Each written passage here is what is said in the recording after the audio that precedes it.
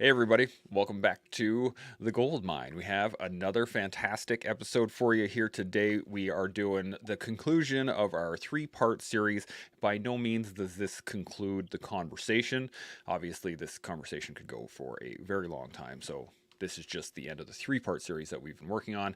Very excited to get this started. We got Huff here, we got Larissa here, we got Brian here, Mike's rejoining us, and of course, Shaun and I are super excited to get this show on the road. But while we're doing that, make sure you all are at home, liking the show, subscribe to the channel, hit the notification bell, do all that good stuff. Get your emails in the morning whenever we go live on Wednesdays, which is right now. So let's get some quick intros out of the way, and then we'll dive right into the conversation. Mike, I'm going to start with you, and then we'll go through the Atlas crew. Mike, 10, 15 seconds. Who are you? Where are you coming from? Hi, everybody. Mike Wilford. I am a recently retired police officer, retired after 21 years of policing and 10 years as a corrections officer before that. I live on the West Coast, and I am an amateur photographer and professional dad. Bam. I like it. Huff, how about yourself? Hey everybody, Huff Mullick, and Huff is an actual name, not just a noise, in case you were wondering. I just recently retired as well too from the Canadian Armed Forces. Spent all of my time in the combat arms. Started it off in the infantry, and then armored reconnaissance. I have a academic background in communications, professional communications, with a specialization in international and intercultural communications, and very happy to be here. Outstanding. We're glad to have you. Larissa, how about yourself? Yeah, excited to be here as well. I guess in some ways you could say my service has lasted my whole life. I am the daughter of a veteran.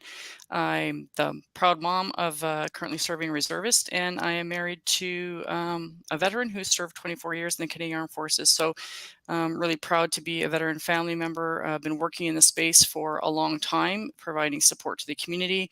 Did about 15 years providing peer support, and now I'm here with Atlas. So looking forward to the conversation today. Bam. It's going to be a good one. Thanks for being here. Brian, you're up next. And then why don't you give us a little rundown on Atlas as well? Yeah, you got it. Good to see you guys.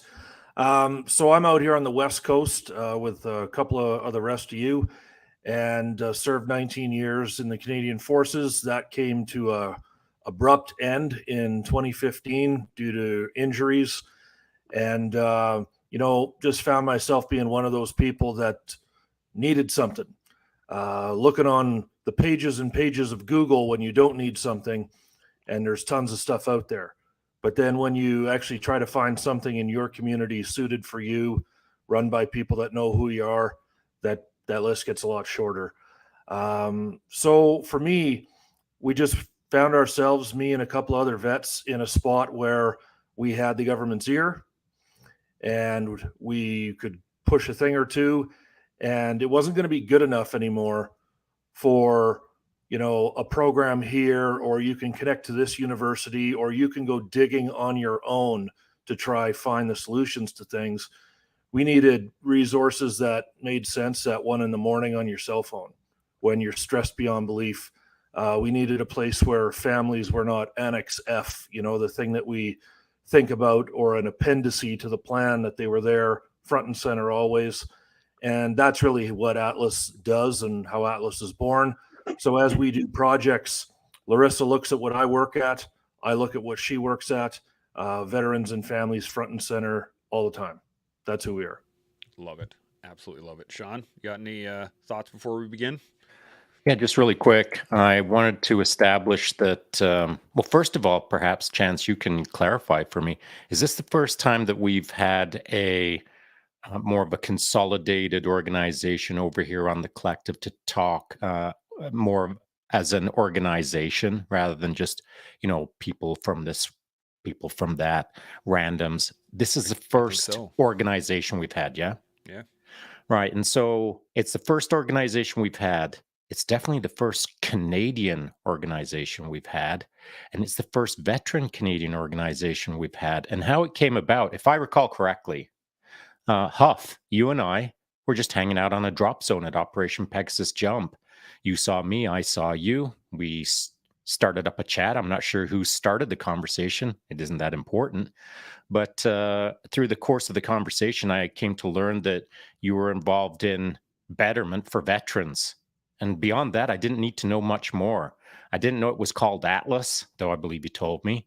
But we've stayed in touch to some degree, enough so that I'm super stoked to have you guys over here, because it's the kind of the first realization or the first tangible moment in the collective's history where we've got cool Canadians as part of an organization delivering information that is sorely needed to the veteran community. I wish we could have done it sooner, but here we are. We're going to do it now. So really appreciate it. Thank you. Yeah, absolutely. This is going to be, it is a bit groundbreaking, which I'm really digging. That's pretty awesome. Now, I want to get this started. I asked this question yesterday, and I think it's kind of critical to obviously the whole conversation on suicide in general. But I'm going to ask you guys this as well. How, on your first thoughts, do we prevent suicide? Where do we start? Brian, I'm going to start with you, and then we'll work our way up the list. Yeah, I think when we're looking at suicide prevention, we have to realize that it's not a file; it's a body of work. Um, if we're dealing with the knee injury, well, there's pretty defined and standard treatments for that. But if you're helping on veterans transition, you're kind of working the suicide file. If you're helping in, people figuring out what they're going to do in terms of purpose, meaning, identity, that they actually know who they are, they like what they see in the mirror. If you're working on homelessness, you're working on suicide. If you're working on jobs, you're working on the suicide prevention strategy. Anything that takes away that veteran's feeling of futility, and anything that allows you to look forward and not just have a rear view mirror, that whole thing of my best years are behind me. Really? You haven't seen what I'm going to do when I'm 50 or 55. I haven't seen it yet, and I've got to be focused on forward. So for me, the suicide prevention file is absolutely a collection of everything that we do that make veterans and families feel better, not just when we're mentioning the word. Yeah, absolutely. Larissa, how about yourself? First thoughts on this? Hooey, what a question, Chance. A question that I've asked myself way too many times through tears is, how do we prevent suicide? Like I wish that there was an easy solution to it. I think Brian alluded to the fact that it's kind of multifaceted. One thing, though, that I've been kind of observing is the experience of loneliness and isolation with veterans. Some people have even used the term epidemic when they're talking about loneliness and isolation, I think just across society more broadly. Um, I wonder if more veterans felt that sense of connection, and maybe feeling more understood and validated, that might be, again, one of the drops in the bucket, in addition to some of the other things that Brian had talked about. But yeah, I hope, by more of us working together, more of us having conversations like this and talking about suicide, I hope that'll be a step forward as well. Absolutely. Huff, thoughts on this? Yeah, thanks, Chance. You know, to prevent, right? That's to keep something from happening or arising. And over the past few days on the collective, the way that I kind of see it is that, you've identified the problem. Definitely, we've had that conversation. You've identified the problem. You've also identified some solutions, right? Sean was talking about the liminal space, which I had to look up incidentally, right? The space between where you've been and where you're physically, emotionally, or metaphorically, and I would add spiritually going, right? So we've talked about that. Some of the solutions, right, is, you know, obviously education upstream, midstream, being able to, identify the markers, the symptoms, right, and then downstream, the reaction to that, right, the counter ambush, as Sean had put it. So, what is the problem? What are the potential solutions? And what's the course of action? Right. That's kind of the way that I look at it. And hopefully today we've come to that. Hopefully today we've come to, what are some of the things, what's part of the toolkit, amongst the vast amount of resources. Um, what is the toolkit that we can use as a course of action? Right. So I think it's that's kind of the rubric to help prevent, to help things from arising or from happening. Yeah, Thanks. absolutely. Mike, you've been here now for the first two episodes. You're here for the third. Was there anything that we haven't touched on that you've thought of now, or if there's anything that you think we need to engage today? Yeah, I'll add a couple things. First of all, um, organizations like Atlas are a great place to start. And I love the fact that in your name it says for veterans and families, because no matter what anybody says, if you're the family member of someone who served, then you have served as well, just in a different way, but equally as important. Um, when it comes to prevention, I would suggest that um, we need to acknowledge that there needs to be a constellation of solutions. There's no one answer for that's going to work for everybody. Whether it's therapy, whether it's equine therapy or art therapy, talk therapy, whether it's exercise, whether it's hobbies, whether it's educating yourself about suicide and mental illness, we have to make sure that there's something for everybody, because not one thing is going to work for every person out there that's thought about it or attempted it or considering it as a solution. We got to find something for everybody. Yeah, absolutely. Shaun, first thoughts on this? On my first thoughts, I was just trying to listen and learn, and now I'm gonna try to see what bubbles up in my head, which is occurring in real time. And this is what's occurring in my head. For anyone out there who knows a lot about this subject or knows next to nothing about this subject, that probably isn't the important part right now. This conversation, it's probably not important for you to learn all of the tools, tips, and tricks. Here's what I'm thinking. It's important today that you just sit back, listen, and engage with good Canadians. That's what's going through my head. I look at the panel, and there's nobody here that um, reeks of a Hugo Boss suit all the time, every day in the corporate boardroom. To me, I look at this panel and I just see good Canadians. Not average Canadians, good Canadians.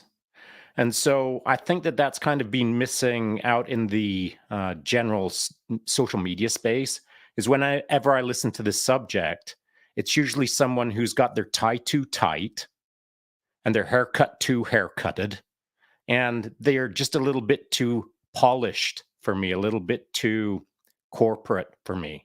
Now, though it might not appear corporate at this very moment, we're looking at a corporation called Atlas, that is based on science, research, doing things that are world class, I would say, for Canada, but not coming across as a unapproachable organization.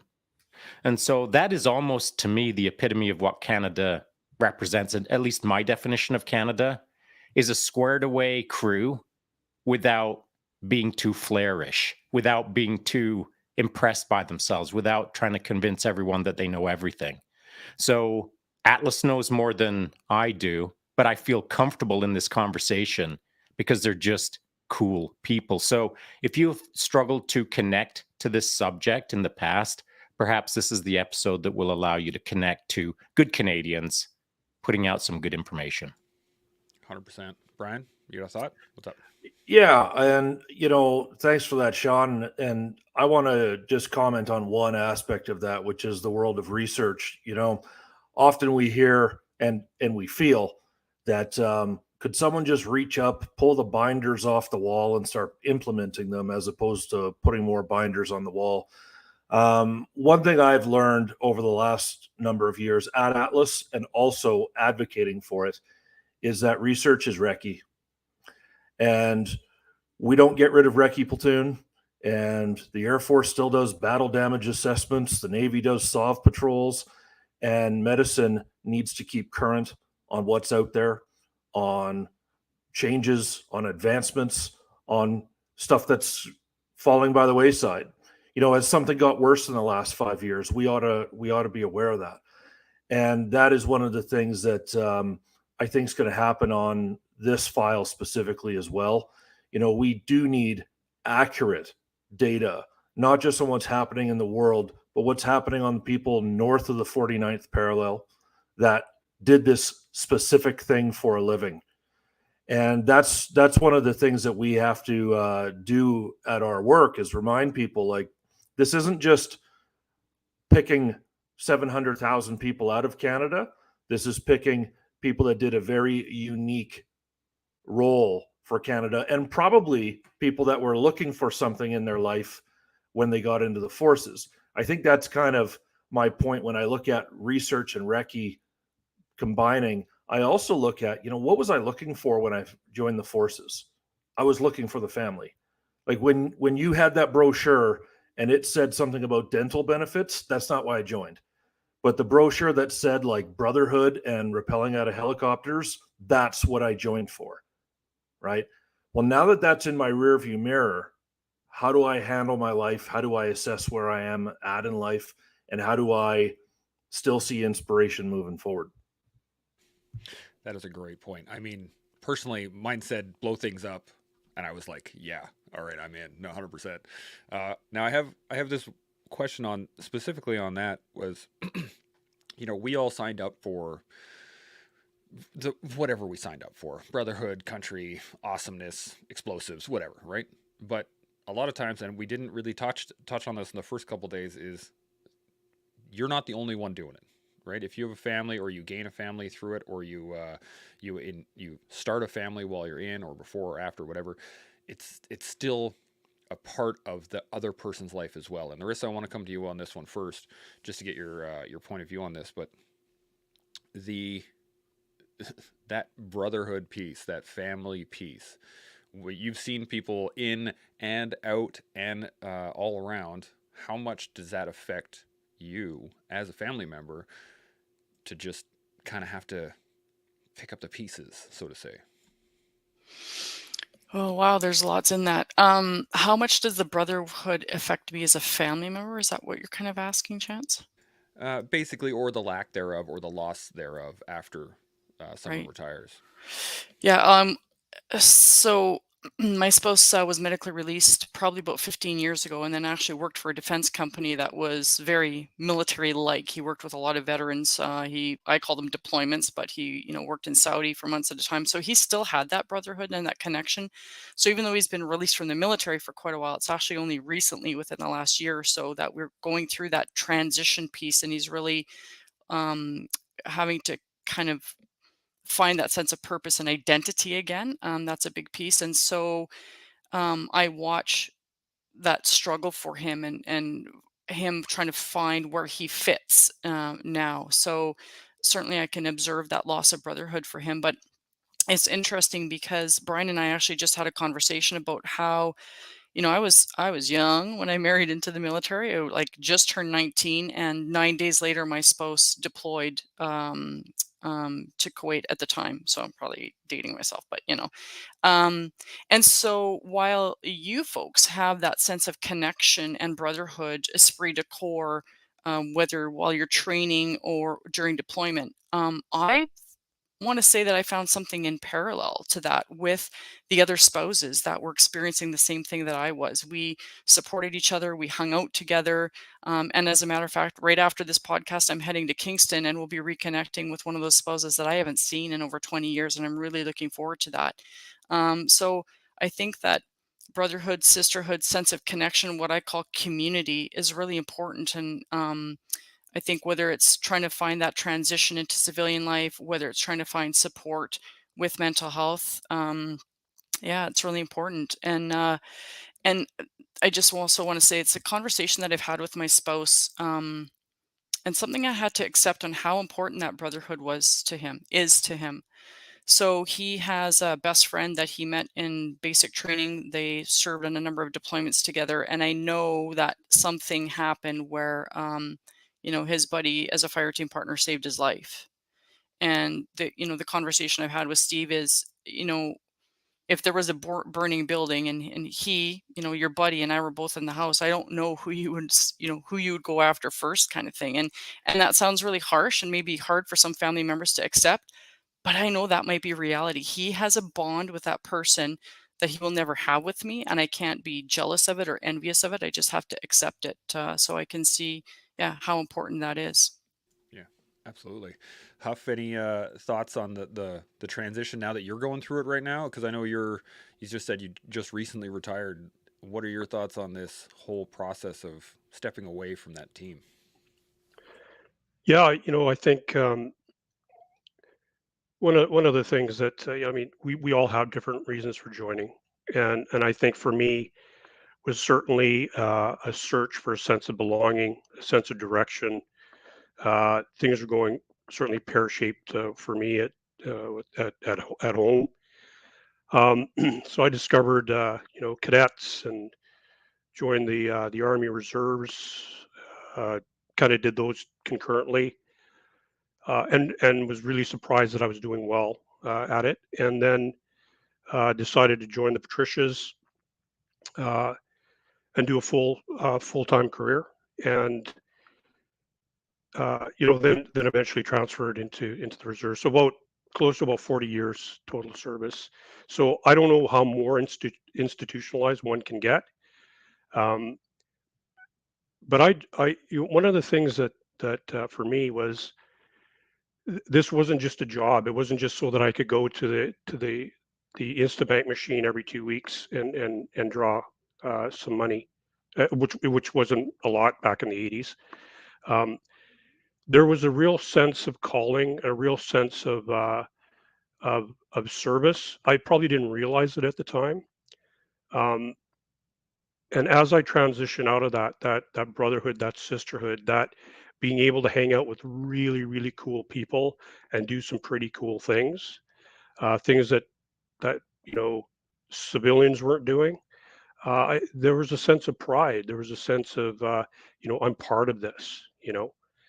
Um, and so as I transitioned out, there was a sense of loss. There was a sense of what I need to refocus this because this I entered into some pretty dark spaces, and there was a lot of trepidation as to what's around the corner.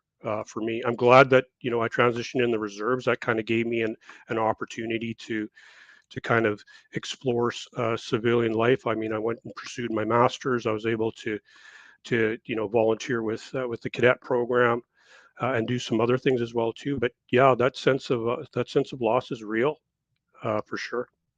Absolutely. Mike, I'm going to come to you with this on what was it like now that you've done like uh, three different policing aspects, and now you're out. What are your thoughts on this? Um, I, I was fortunate to learn from some people that came before me that that transition can be really difficult. So I planned ahead. We talked yesterday and the day before. Shaun mentioned quite a few times about that sense of purpose.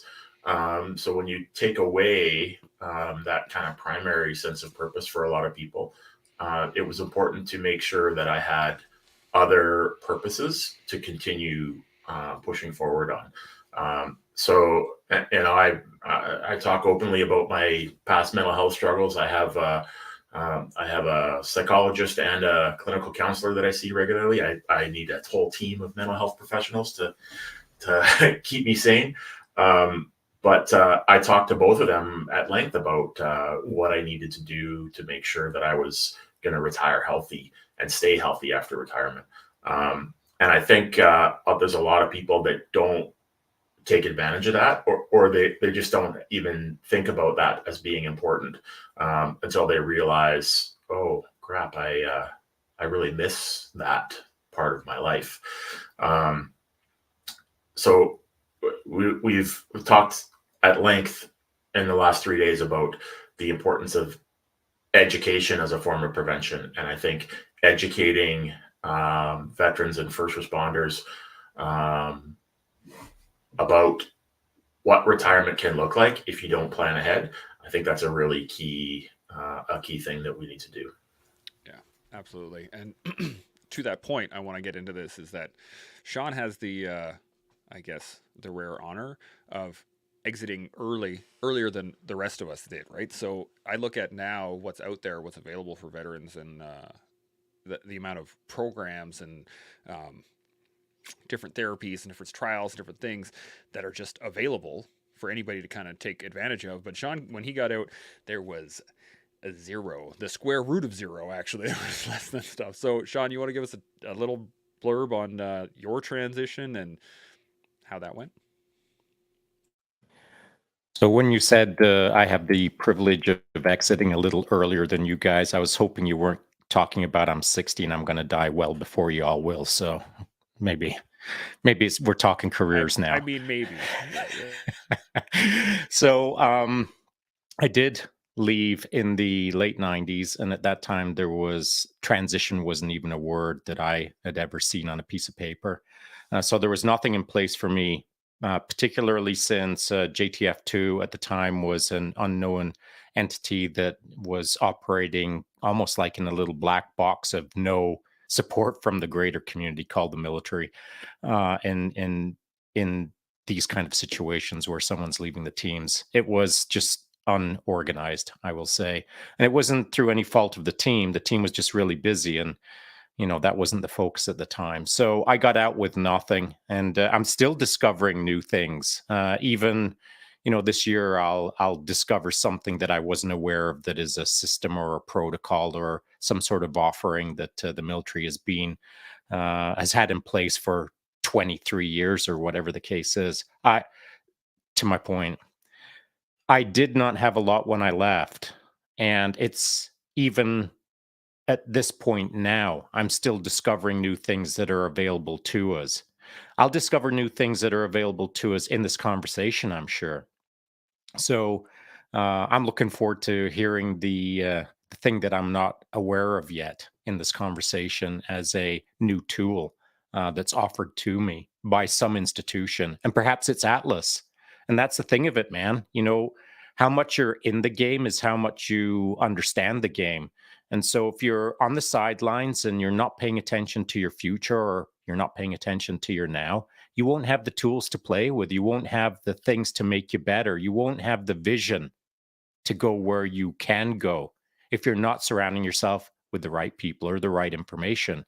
So I had nothing back then, and I've kind of cobbled together my own solution over the decades to get me to the point where I am now. But I surely would have loved the tools that are available to people now back then.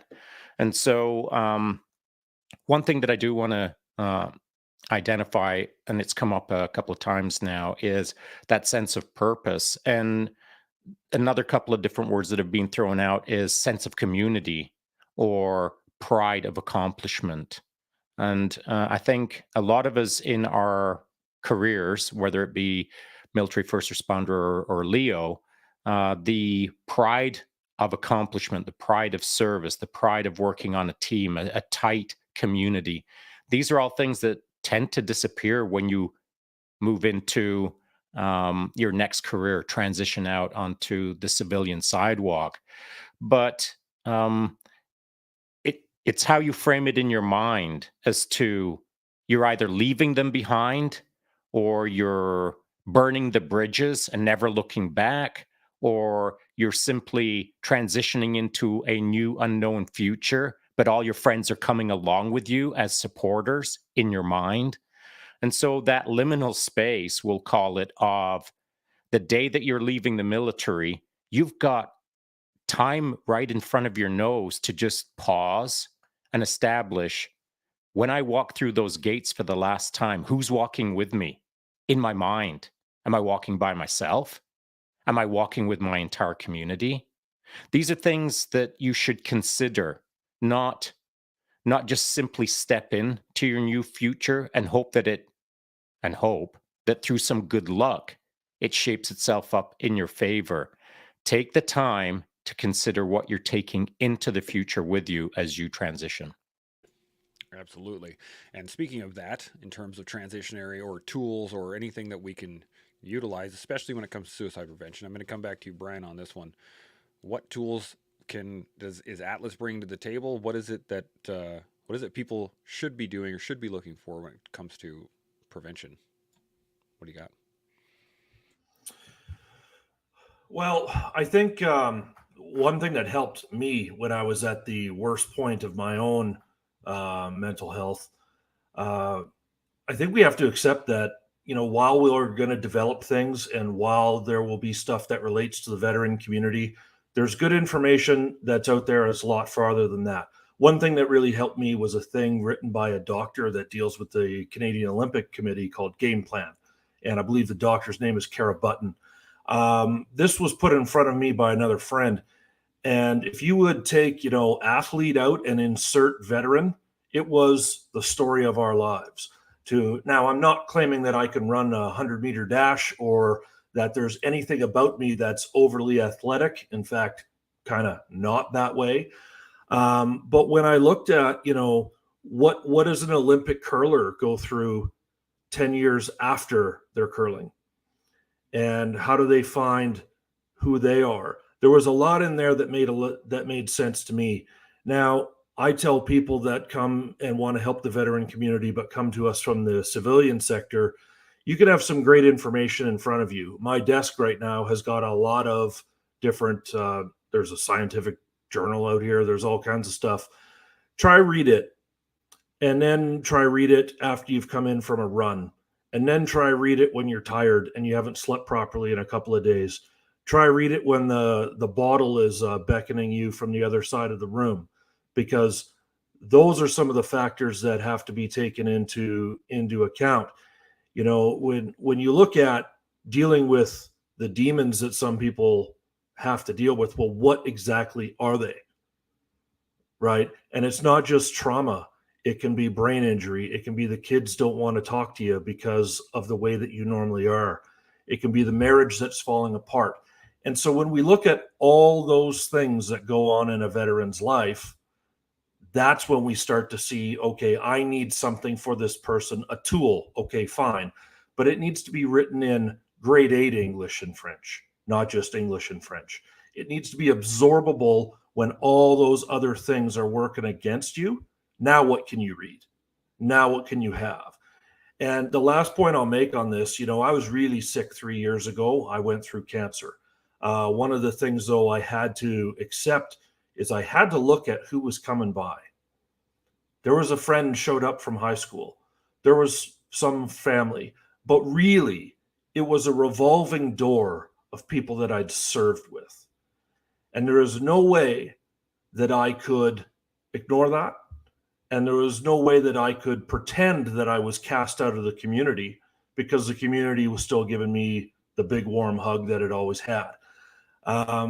And so through tragedy, through trial and tribulation, if you will, I was forced to recognize that I'm not alone. The love is still there. And it's really what got me through. Absolutely. Huff, you got any thoughts on this?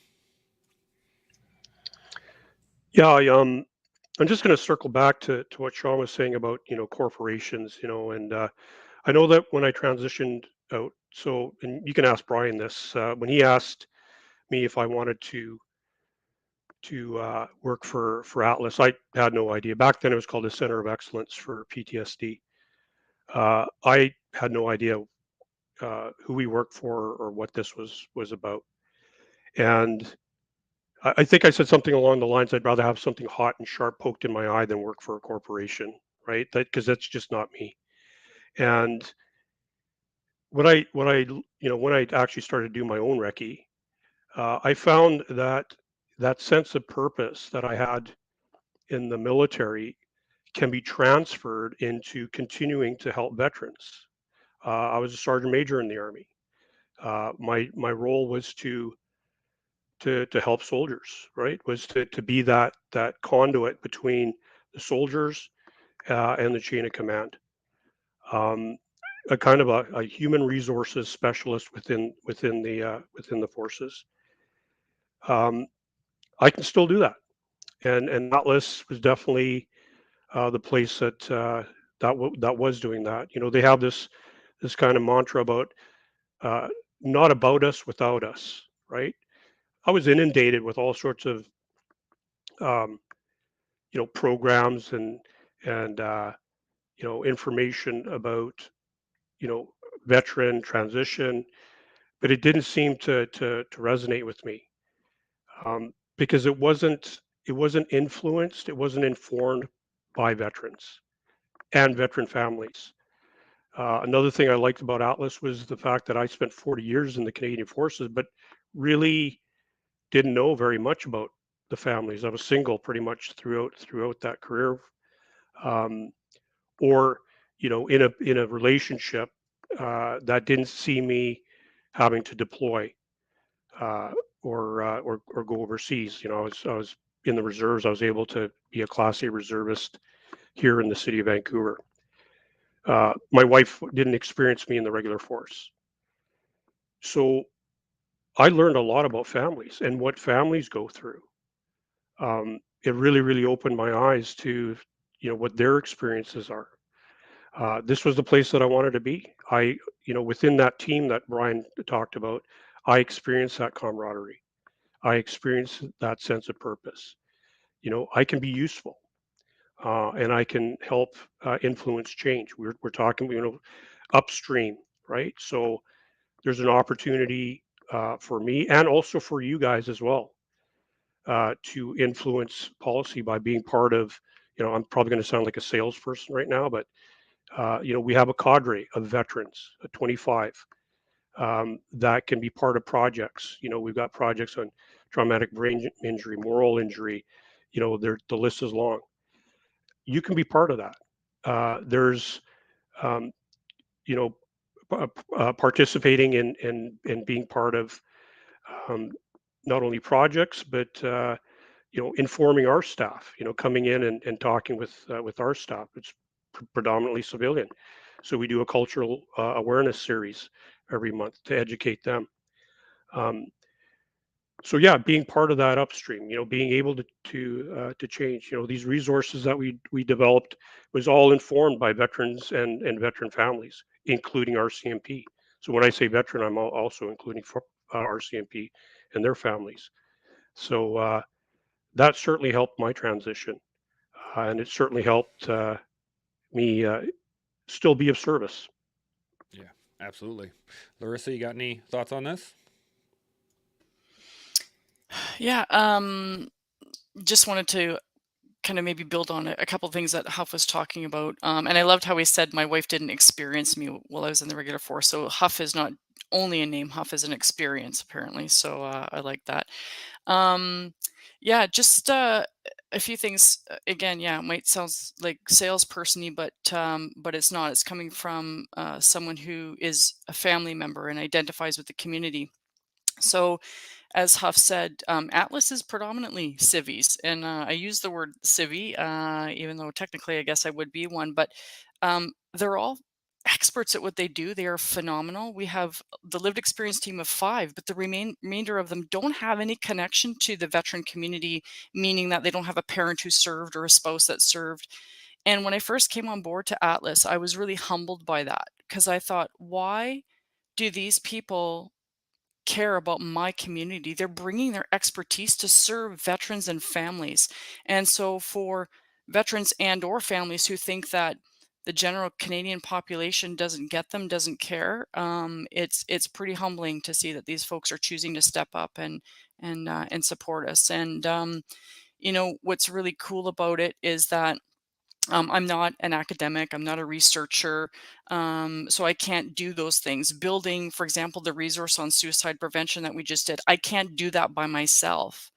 But neither can the academics or the subject matter experts who are, those corporate people in Hugo Boss suits. I think they're coming to realize they can't do it without me. And so it was a phenomenal experience with this and other projects to sit through, and how many iterations of that suicide prevention toolkit we went back and forth, and veterans saying, that's not right yet. I don't see myself there. That's not the language I would use.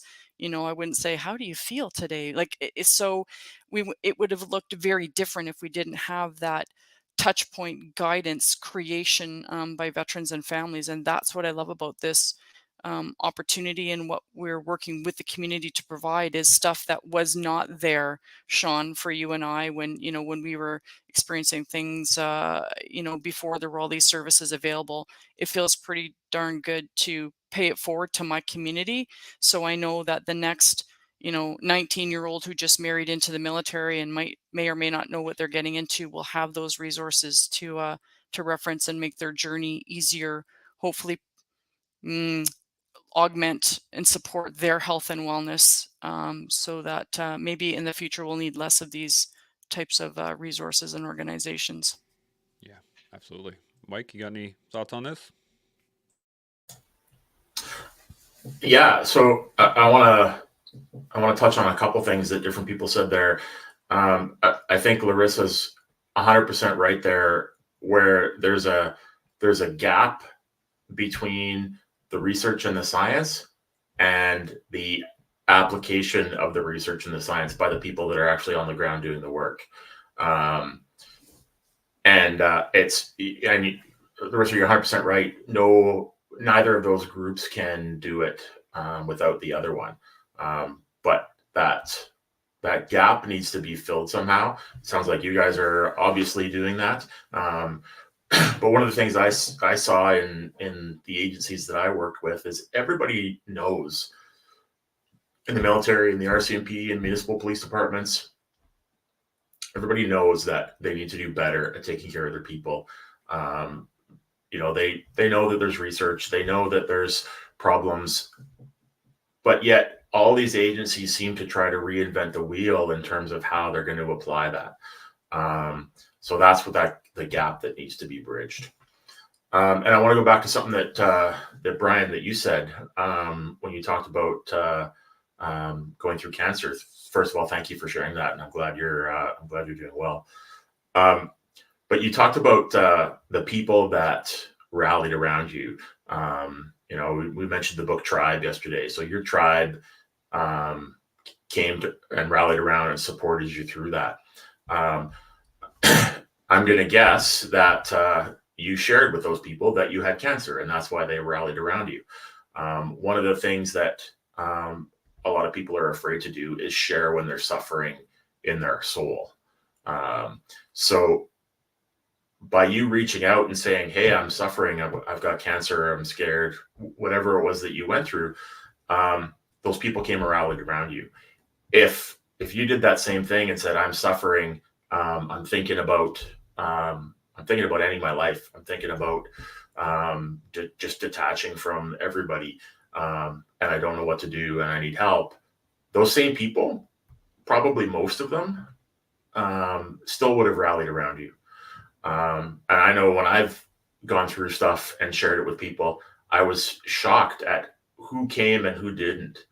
And you mentioned somebody from high school, I think you said, came out of nowhere.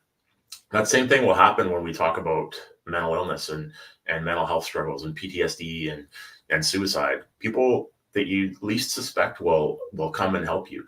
And a lot of times, no matter what it is you're suffering through, they're not going to have a clue how to help you. But simply showing up and saying, I don't know how to help you, but let's figure it out. That conversation is sometimes all that is needed to get things moving. Absolutely. Brian, yeah, what do you got? Yeah, I appreciate that, Mike. And I think, especially when we're looking at the suicide aspect of a mental health injury, my greatest thing that I can do is actually in line with what Huff said. It's that I can tell people that I'm suffering. That is the greatest thing that I can do. We got a lot of cool stuff going on, and I look at the Traumatic Brain Injury Project, where we're looking at ways that we can aid people with short-term memory loss due to TBI. That's a pretty cool thing. In this past year, we've hired a scientist to work with some of our other folks that comes from the Canadian Space Agency, right? And they actually did a trial with Larissa as one of the first people to walk through this, where we're looking at, when the veteran is reliving something, does the spouse relive it kind of with them? That's pretty cool stuff. But at the end of the day, it's not a project. It's not even the next project that we're not thinking about. The greatest thing I can do is I can tell people that I suffer today, that I meet my doctor every 2 weeks, that I reach out to a peer group all the time, that I struggle. That is the greatest thing that I can do, is I can let people know that I'm one of the people that suffers, and I'm one of the people that keeps on enduring because I reach out and I put my hand up and say what's gone on with me. And it all goes back to me, to that one guy, that tough as nails infantry sergeant who come back from a Croatia tour that I knew. And I watched him have the parts to put up his hand and say he needed help. And he opened the door for me to do it. So my greatest service in the future will just be saying that I suffer, but that I endure. Absolutely. Shaun, you got any thoughts on any of this? 3 thoughts. One that has just occurred to me that I probably need to execute immediately right now, and that is to continue on with what Brian was saying. I've said it in the past that I've been diagnosed with PTSD. I didn't know I had PTSD until I got told a little while ago. But when I got out, PTSD wasn't a word. And so I've shared publicly that when the psychiatrist said, "Hey, Shaun, do you know you are clinically diagnosed with PTSD?" I blinked my eyes for about 3 seconds and said, "Good." And she said, "What? Good? What are you talking about, good?" She'd never heard anyone say good. And I said, "Well, good. Now I know what it's called. Now I can get on with smashing it. I'll figure it out. I'll smoke that thing." And so that's the way I approach life, I suppose, or that's the way I approach PTSD, or that's the way I face challenges, is I face them and fricking try to smash on them, try to own them. And so whatever I've done in my life and whatever I'm going to do in my life, if anyone can be encouraged with the simple idea that though I'm clinically diagnosed with PTSD, it's not holding me back. It's just something that I manage. I think that's an important message to put out. Another thing that I'd like to add is Brian had talked about how Atlas is taking information and not simplifying it, but making it consumable to people who are struggling at a time when perhaps their brain isn't firing 100%, or when they've got distractions, or when their life is so busy that they can't sit down and study a scientific journal from PubMed. I think that's a really important aspect to highlight. And here's why. Using myself as an example, I've got I think I've done maybe 10 careers now, but certainly 3 of them, Tier 1 special operations. I understand what it means to be a knuckle dragger. The other career computer system engineering would indicate that I understand science and I understand research. I understand how to think like somebody wearing a Hugo Boss suit, which I delivered content in Hugo Boss. And then the third thing would be, as a high performance race coach looking after athletes for 15 years around the world, I understand simple things like biology and how the brain works and how performance works and how mindset works and how discipline works and how all of these things work together. If I just take those 3 careers and combine them into a singular person called Shaun, I'll still never fully understand the landscape of what we're talking about, suicide and suicidal prevention or suicidal ideation. No one can grasp all of it.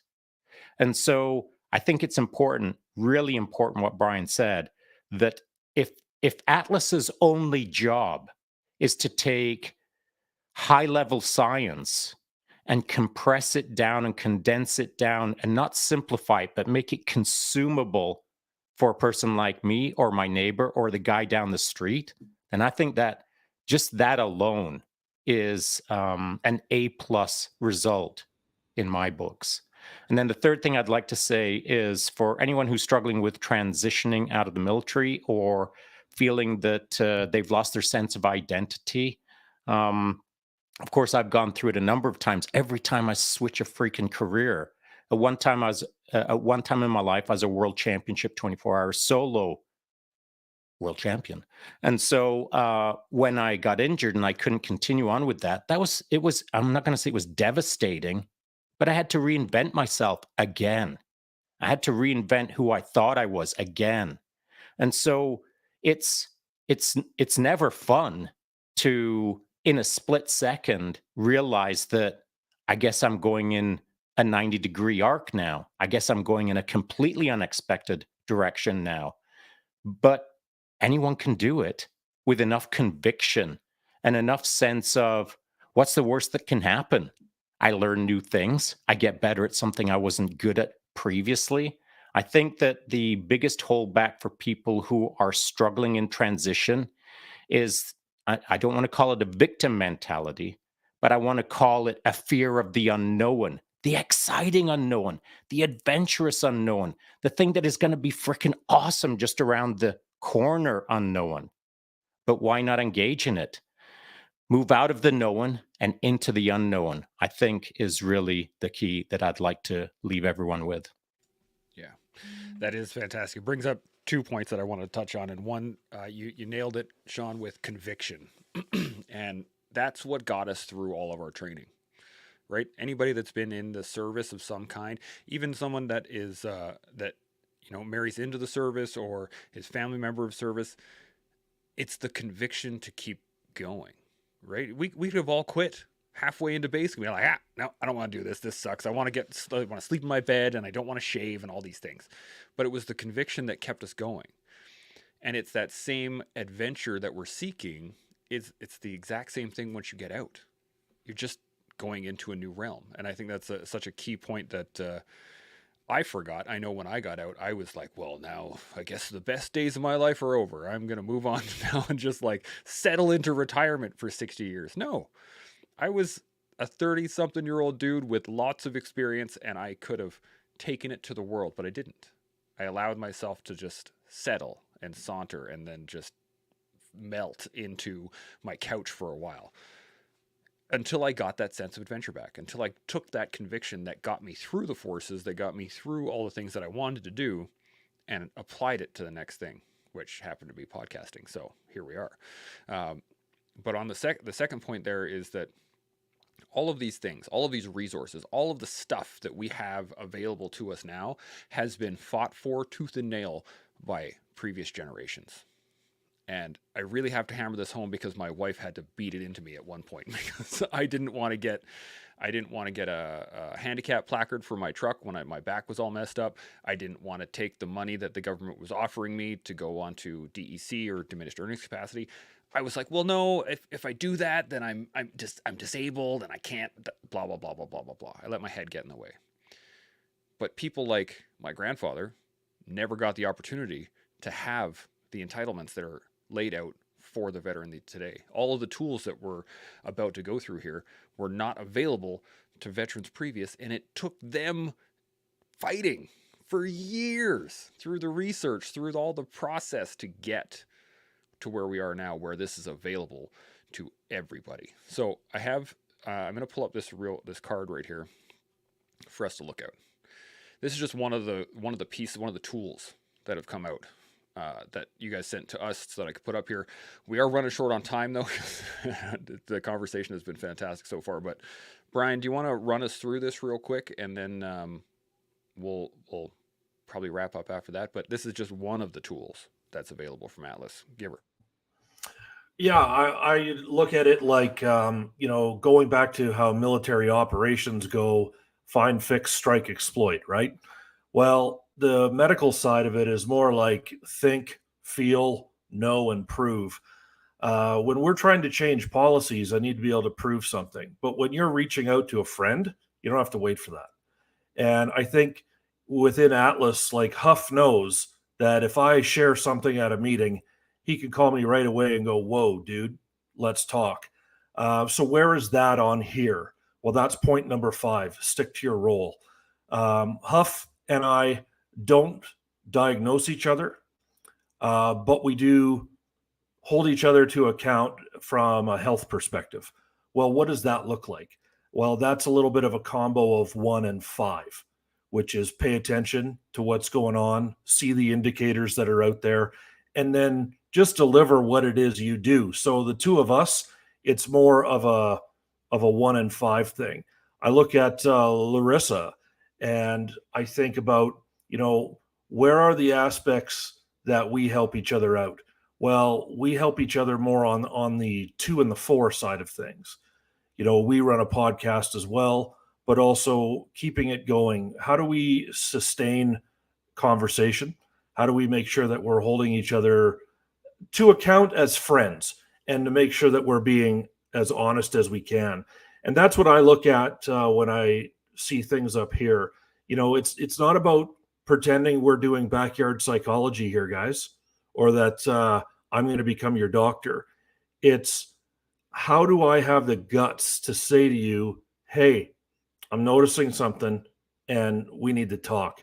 That said, you've got the guy at the table here that did a lot more advising on this project than me on purpose. Huff, you want to take a crack at this? Yeah, thanks, Brian. When I served, when we all served, we had PAMS publications, right? So for me, 3093, section and platoon and battle, but I couldn't memorize that whole piece, right? So I had aid memoirs, I had templates, I had rubrics, and that's how I look at these resources, right? So along with this is a conversation guide. There's also a toolkit for veterans and a separate one for families as well too. Different nuances, different communication. Um, this is the aid memoir, right? I can commit this to memory. There's a wallet card as well too that I can have. There's things that I can post up and deliver to different veterans organizations, associations, and things like that. It's just something tactile. I think conversation is great, but I'm also looking for, what is it that I can do, right? What is it that I can hold and be able to refer to? Because it might not be a friend that is experiencing, that dark cloud. It might be a stranger. It might be a friend of a friend, somebody that I don't know. Again, when I was a sergeant major, I had troops that were experiencing this. So sometimes there's kind of that stuttered response, right? I don't know what to do. So I've got that reference. I got that aid memoir, and that's how these have kind of been designed. There's been so much more put into it. If Shaun wants to nerd himself out, there's the toolkit, which has a whole list of references on the back. And just kind of circling back to what Mike says, like, this isn't the panacea. This isn't sort of this is the answer, right? It may not fit. There's probably going to be a lot of barrack room psychologists that are going to poke tons of holes in this, right? But it's something rather than nothing. And that's really what I look at. And it was a real pleasure to be part of this. This was informed by a group of veterans, researchers, knowledge mobilization folks, and yeah, I think it's something that we can walk away from these 3 days with something in our hands, or a click away when these things come up. And being part of this was, yeah, I wanted to help veterans, but I knew by doing this, I was helping myself as well too. So yeah, thanks. Absolutely. I think as well, Chance, when you look at this stuff, you've got the steps on there, we got 1 through 5. But part of this is being coachable. And part of this is that you recognize, if Huff reaches out to me and he's paying attention and starting a conversation and keeping it going, and he's doing these things that are up here on this toolkit, I need to be able to absorb the message that I'm loved, right? Like when Buddy's doing the things you see on this screen, someone loves you, man. That's the message you've got to be able to absorb, because you don't always feel that, right? You're not always aware that that's true. So here's the tools to help you help your friends. But if you see people are doing this to help you, someone loves you, dude. Like, that's the bottom line, and we'll figure out the rest later. 100%. Yeah, Larissa, what do you got? Yeah, just you can tell we're all passionate about this toolkit and this subject. And listen, like in this conversation today, in the last hour, I've heard just about every single one of you refer to your spouses. And you know, I mentioned earlier that family members are often the first line of support. In my lifetime, I've been the first point of contact 7 different times when someone has been suicidal. That has an impact over that time. And so, I'm really proud that there's the toolkit for veterans, but also for the family members as well. So many of those times I didn't know the words to say. I didn't know what questions to ask. I didn't know, can I leave this person alone to even go to the washroom or whatever the case is? What do I expect if I call 911 and bring them into emerge? And so whether you are the spouse, the parent of a fighter team partner, these will at least help you get a place to start, to feel a little bit more equipped. And, to quote my buddy Huff, time spent on recce is seldom wasted. So reviewing this information now so you have some of those tools and have that confidence to start those conversations is so important. Um, the reality, I mentioned I did peer support for 15 years to family members supporting veterans and military members OSI. Family members experience suicidality as well. Unfortunately, it can also be children. And so we need to create awareness there and put supports and educate. That's a word I think that's been important today. Educate, have those conversations right across the board and take care of each other. Yeah, absolutely.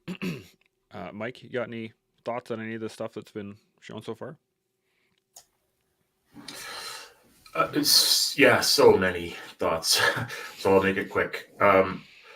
First of all, to all my new friends here from Atlas, thank you for what you do, and thank you for your service and your sacrifice. I'm going to give a shout out to another organization that does similar stuff for police agencies called Beyond the Blue Canada. I have no affiliation with them, but they do some awesome work. I'm also going to do a call to action for those that are listening and watching now or later. If you've been through some of this stuff that we've been talking about the last few days, tell your story, share it with people who will listen. Talk about how you got through it. Talk about who supported you and what worked and what didn't. I've been through my stuff, and conversations like this, I learn something every single time. I understand my own things better. And I've had people tell that to me as well. When I share my story, people come to me afterwards and say, yeah, I went through that too, or I felt that way too. And it helps. So find ways to help other people, whatever that looks like.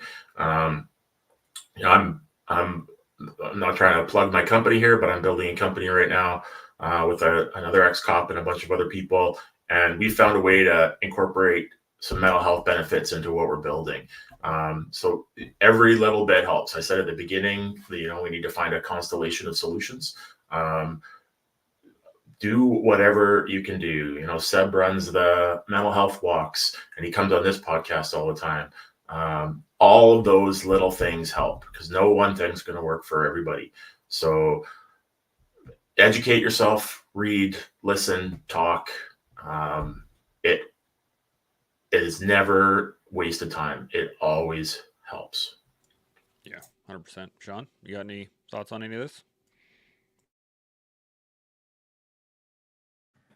Okay. So, my brother killed himself over 40 years ago, and I've been studying. I've been observing the subject of suicide ever since. And what does that even mean? Well, I mean, over 40 years ago, there weren't any books on any bookshelves. There weren't any posters. There weren't any toolkits. In fact, there was no conversation, because there was so much stigma attached to it that no one dared whisper about these kind of things. Well, as the years have gone by, more and more information becomes available, until today, this morning, I was reviewing a toolkit that says things like this that never used to be said. But I think it bears repeating some of these bold titles that should start conversations at home. the impact of suicide on families, how veteran family members can look after themselves, what to do, or wrong, what to do if you're struggling with your mental health, the role of family members, how to recognize if someone is thinking about suicide. I mean, that was something that was just never said 20 years ago, ever.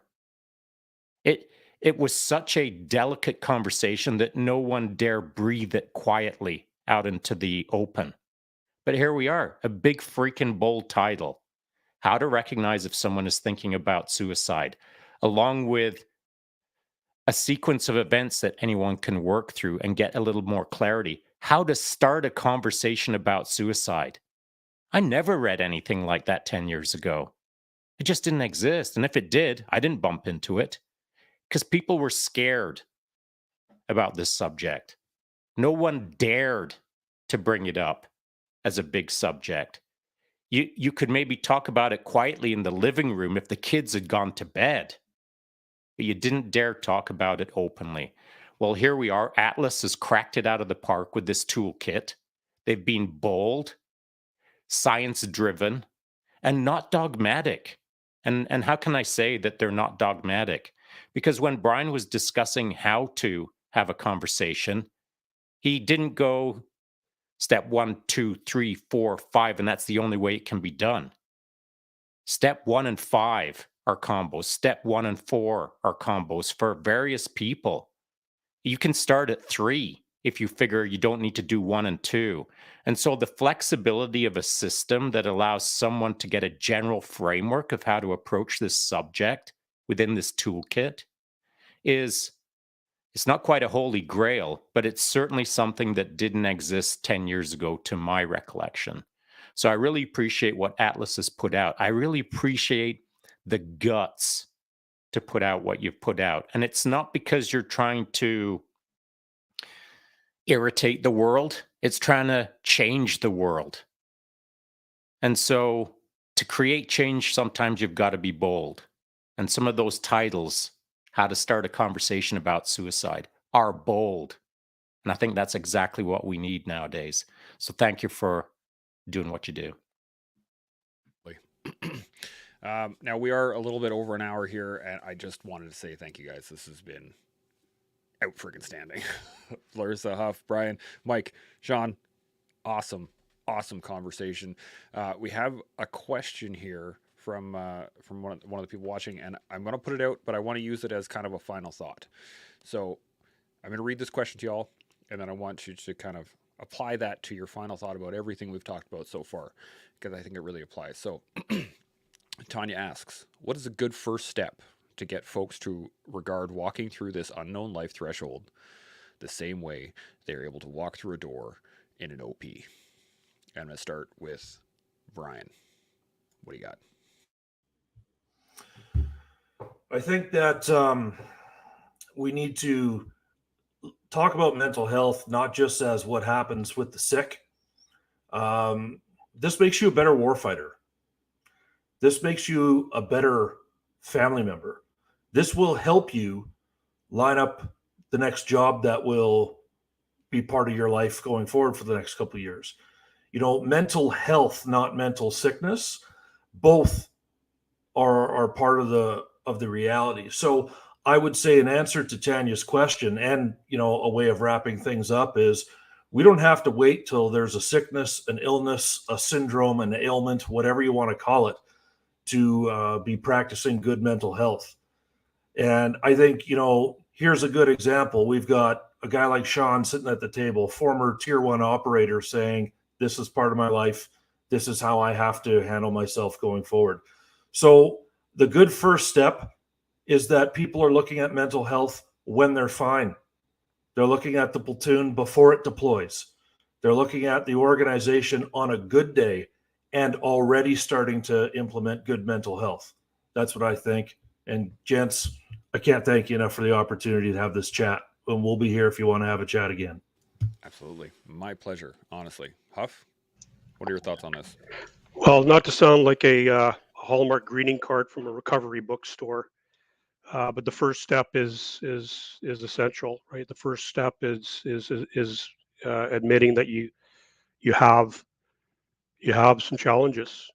I loved what Mike had to say about, talking about your struggles, telling your story.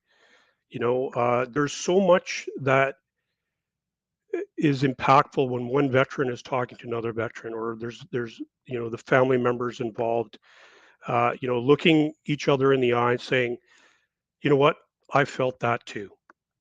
I know what you're going through, or I don't know what you're going through, but let's see if we can find some help, right? I think that's huge. So I really appreciate Tanya's comment there. Um, Walking into the unknown is absolutely scary, but I can use my experiences in the military as a foundation to launch, right? To launch into that uh, that that unknown, that scary piece of life that I didn't think that I would be able to conquer. So I really appreciate being here.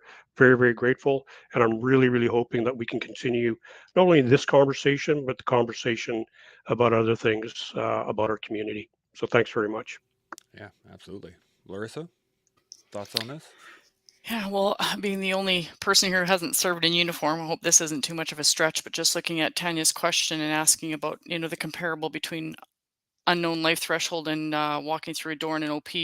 My understanding is, in preparation for walking through that door, you're well equipped and you're informed, you're not alone, and it takes some courage. I couldn't do what all of you folks have done. Thank you for your service. And so that's kind of the comparable I would draw. Equip yourself as best as you can, read up a little bit on it, ask questions. Don't go through it alone. Reach out to someone you trust, and then have the courage to step through that door. It takes a first step. I can't imagine for those of you, living with mental health injuries like PTSI and such, the courage that it takes. So that's kind of how I would draw that, I suppose, and just really appreciate the opportunity to be here, as my colleagues have said. I hope it's informed somebody that's out there listening. I hope somebody out there listening feels a little more understood, and that we might help you find a little bit of that courage to take that first step through the door.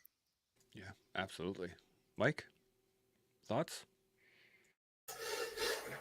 I'm going to suggest that with a couple of exceptions, the best first step is to take a first step. Correct me if I'm wrong, military friends, but I believe there's a military phrase that says "No plan survives first contact." If you take the first step and it doesn't work, then take another one. If you go left and you realize you should have gone right, then turn around and go right. Taking a first step is the best thing you can do, whatever it is. If it's a mistake, you'll figure it out. You'll adapt and overcome. Standing still is the worst thing you can do at that point. Take the first step, move off the X, whatever it looks like. Ask for help, go to the gym, go for a walk, get out in the sun, whatever the first step is for you, whatever you think is best in the moment, do that thing. Don't stand still. Don't stay stagnant. Yeah, 100%. Shaun, you got more? I was just going to say thank you, all of you, and everybody that I've met the last 3 days. It has truly been my privilege and an honor to have been here. So thank you very much for having me.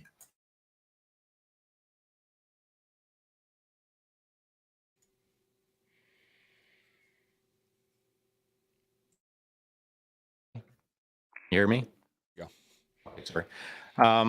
So here's what I think as I read Tanya's question. What is the first good step? The same first step that you took last time you made a first good step.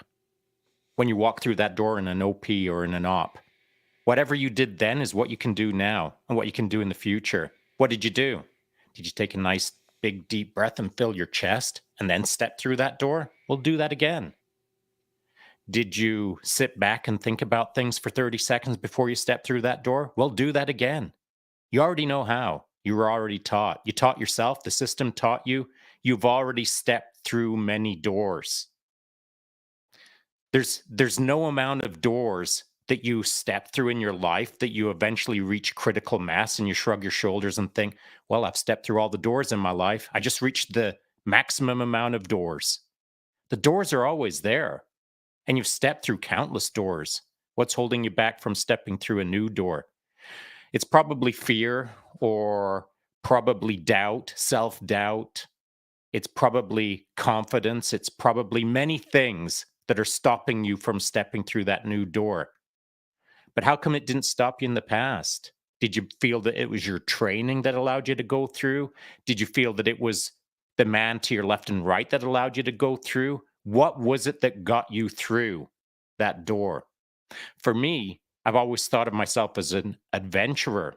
So it's the adventure into the unknown, stepping into the void, to me is not regretful or not discomforting. I actually gain comfort from stepping into the unknown because it's who I am. It's because I know myself. It's because I think about who I am on a regular basis. Shaun knows that Shaun is an adventurer at his core. So I like to do things that are good for me, stepping into the unknown. And every man that I ever served with, man and woman that I served with, has some of that at their core as well. To do the jobs that we did or still do, you've got to have some adventurism at heart.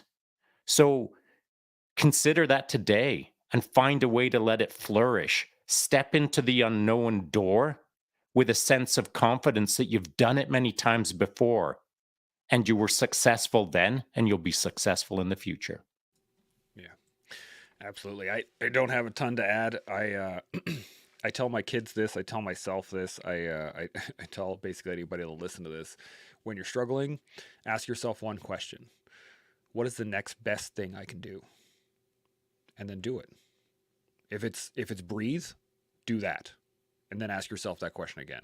If it's I'm going to call a friend, then do that, and then ask yourself that question again until you're not in a negative space anymore. And once you are beyond that, then you just work every day. You do your best. That's it. So I just really want to say thank you guys. It's been an awesome conversation. And as we all continue to learn, build, and grow, we'll see y'all next week. Chimo. Well.